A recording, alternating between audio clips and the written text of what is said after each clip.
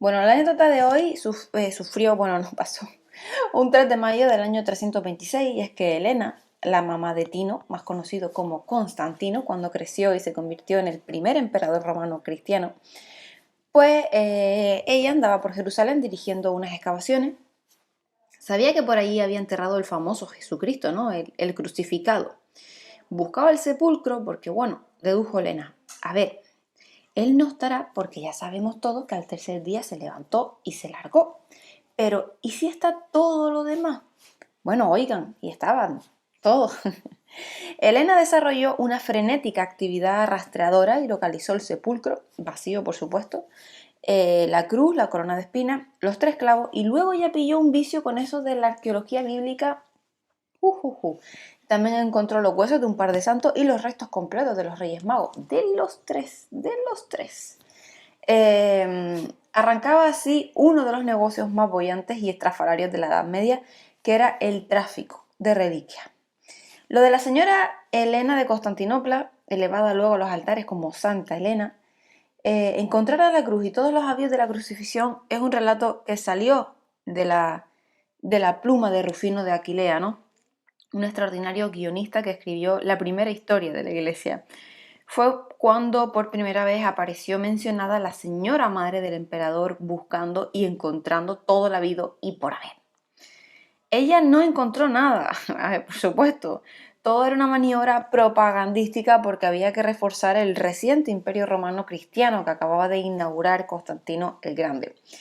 En ese magnífico guión sobre el hallazgo de la cruz, que se decía que en realidad cuando excavaron aparecieron tres, no olvidemos a los dos colegas de crucifixión de Cristo.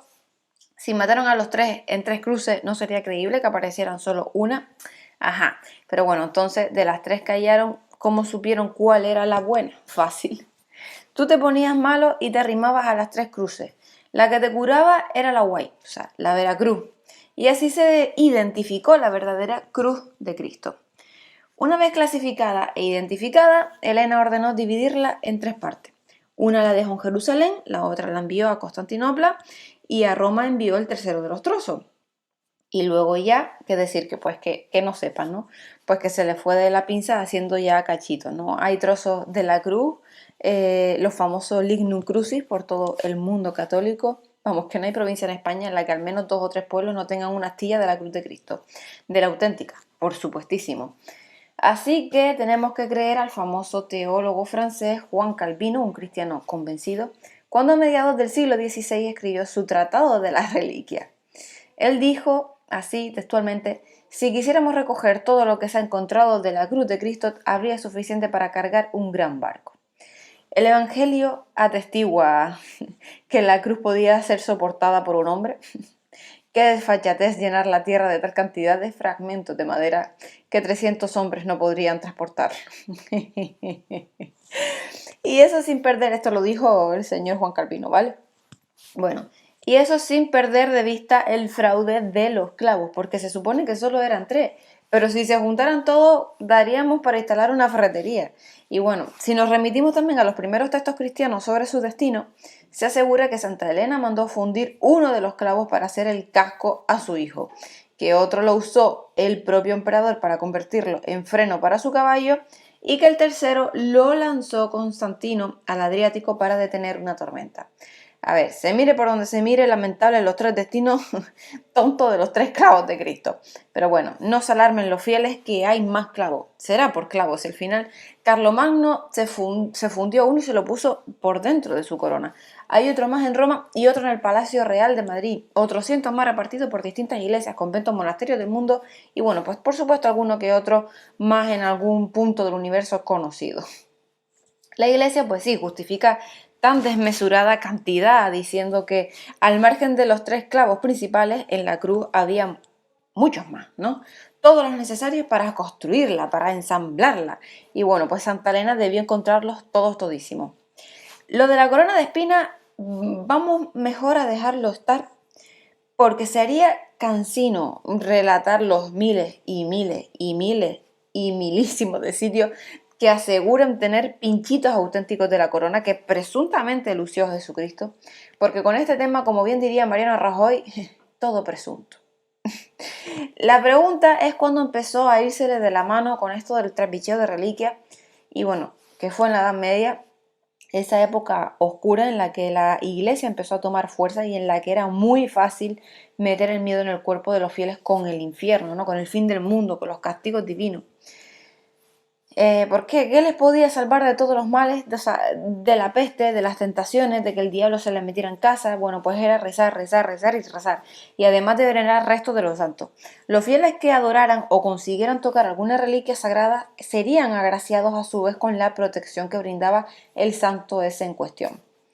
Y ya fue en el segundo concilio de Nicea, en el año 787, el que convirtió en obligatorio que cada iglesia tuviera al menos una reliquia. O sea, cuanto más importante fuera el santo, ni les cuento ya si consiguen hacerse con todo un apóstol, bueno, pues si ya de importante era el santo y cuanto más entero estuviera, más peregrinos llegaban y más pasta pues dejaban, ¿no? Más dinero, más limosnas se recogían y más negocios proliferaban alrededor de los templos.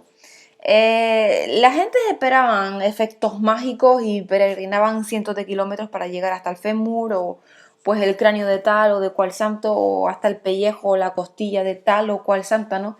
Y hasta el higadillo garrapiñado de un mártir. Si es que venerar esas reliquias aseguraba pues una mejor vida terrenal y cuanto más tocara cascar facilitaba no tener que hacer mucha cola para llegar al cielo. Bueno, las reliquias se utilizaron para afianzar la fe y como todo el mundo quería una porque con ella creían realmente encontrarse a salvo, pues empezó ya un tráfico de huesos qué decir, ¿no? Que llegó a lo absurdo. La palabra es que es absurda, queda demasiado corta. Bueno, hace falta tener muy poquitas luces y mucho miedo realmente para creerse que hubiera tantos huesos de santos circulando por ahí. Pero es que de eso se aprovechaba la religión, ¿no? De la ignorancia de las acobardadas gentes. Cualquier resto extraído de cualquier cementerio se lo endosaban a San Fulano o a Santa Mengana y la gente lo veneraba y lo compraba. Las iglesias con tal de atraer fieles exponían a la veneración cualquier tibia o cualquier peroné sin el más mínimo pudor y bueno, y así se ha llegado hasta el siglo XXI, o sea, con un stock de restos que se saben falsos en un 99%. Por supuesto, todas las reliquias estaban avaladas por un certificado de autenticidad, porque así lo exigió el concilio de Letrán en el siglo XIII, en un intento de regular el loco tráfico de estos restos, ¿no? Pero no es necesario insistir en lo evidente. Todos los certificados de autenticidad son falsos. Hasta aquí todo lo que respecta a los huesecillos varios. Pero el top manta de las reliquias también estaba todo lo relacionado con el martirio de los santos, o sea, se vendían las piedras con las que los lapidaron a San Esteban, las flechas con las que dejaron a San Sebastián como un colador, o las tenazas con las que arrancaron los dientes a Santa Polina, patrona de los dentistas. Por cierto, en el mundo se han contabilizado un total de 498 dientes de Santa Apolonia. Yo dije Apolina. Apolonia, perdón. A lo que estaba diciendo, pues a esta señora se le endosan 498 dientes de Santa Apolonia, ¿no? Una gran sonrisa, digo yo, que debió lucir esta mujer, aunque nada comparado con las 7 cabezas y las 60 y los 62 dedos de San Juan Bautista, que ya eso es decir. Pero lo más cómico llegó en el siglo XVI, cuando el Concilio de Trento se puso serio y ya no dejó al libre albedrío venerar o no las reliquias, o sea, ordenó reverenciarla y a la vez amenazó con la condenación eterna a quien negara la obligación de venerar un santo fémur. O sea, este ultimátum iba directamente dirigido a los protestantes, porque fueron ellos, a raíz de que Lutero les montara el pollo en Roma, los que se negaban a venerar huesos por considerarlo una idolatría barata que solo alimentaba la superstición popular. Bueno, por eso todos los que se sumaron a la reforma, luteranos, calvinistas, anglicanos, enviaron a Fray Espárrago todos los huesos que guardaban y que vaya usted a saber de quiénes eran y de dónde habían salido. Por supuesto, en esto de las reliquias también hay clases y es curioso que precisamente las relacionadas con la pasión de Cristo sean unas segundonas, ¿no? Son reliquias de primera clase los fragmentos del cuerpo, o sea, desde órganos amojados hasta huesecillos varios. En la segunda clase se enmarcan las reliquias que usara el santo en cuestión durante su vida y todos los objetos asociados al sufrimiento de ese mártir. Y por último, las reliquias de tercera clase son ni chicha ni limonada, simplemente las que han salido en contacto con reliquias de la primera y la segunda clase. Porque de Jesucristo no hay ninguna reliquia de primera categoría. Como resucitó, se lo llevó todo puesto. Bueno, quizás todo no, porque hay algo orgánico de Jesucristo en la tierra. Una cosita que le quitaron cuando era judío pequeñito, el prepucio, el santo prepucio. Antes no se podía decir prepucio porque era una pecaminosa ordinariez. Y bueno, hay que referirse a él como la carne vera sacra, es decir, la auténtica carne sagrada. Ese pellejillo ha traído mucha bronca dentro de la iglesia entre teólogos, incluso entre papas. ¿Cómo iba a ser posible que algo orgánico de Jesucristo permaneciera entre nosotros? Imposible, decían unos. El prepucio resucitó con él. Mentira, decían otros. El pellejillo era en realidad la más sagrada reliquia de toda la cristiandad. Traía tanta polémica dentro de la iglesia y tanto pitorreo afuera que al final lo hicieron desaparecer en 1984 disfrazándolo de robo. Con lo fácil que hubiera sido retirarlo diciendo que ese prepucillo era falso, que ni siquiera era prepucillo. O sea, muy pocas veces se atreven a dar semejante paso, pero bueno, alguna vez lo han hecho. Como en aquella iglesia de Roma en la que estuvieron siglos venerando el cerebro de San Pedro, ¿no? Hasta que alguien con un poco de seso se fijó y lo retiró porque aquello resultó ser piedra pómez. Y bueno, entre las reliquias más desconcertantes están las del Santo Espíritu, o la de Espíritu Santo. Hay varias repartidas por el mundo, pero teniendo en cuenta que es una presencia espiritual amorfa, cabe preguntarse qué clase de reliquias son esas.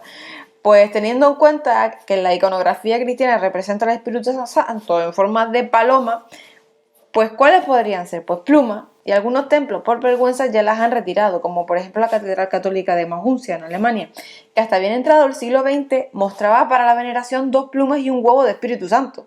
Y precisamente estas reliquias que se veneraron durante siglos en Maguncia provocaron una de las primeras denuncias que realizó Martín Lutero hace 500 años. El monje se indignó ante la descarada estafa y el sacacuarto que suponía para los fieles obligarle a dejar una donación a la salida de la catedral, porque se les engañaba diciendo que solo con la primera contemplación del huevo y las plumas se les había perdonado toditos sus pecados. La iglesia sabe que casi todo lo que se exhibe es falso, pero admite que no tiene por qué avergonzarse de ello. O sea, las reliquias cumplieron su función, que eran atraer fieles, incentivar las creencias del pueblo de Cristo, dicen. Que le hicieron con mentira, eso es lo de menos, ¿no? En la ley está la trampa. Ya lo dijo Maquiavelo, el fin justifica los medios. Así que bueno, digo yo que entonces bendito sea el huevo del Espíritu Santo, ¿no? Bueno, espero que les haya gustado y nada, un besito. ¿Un besito? ¿Un besito? Bueno, pues sí, que mata. Hasta el próximo día, hasta luego.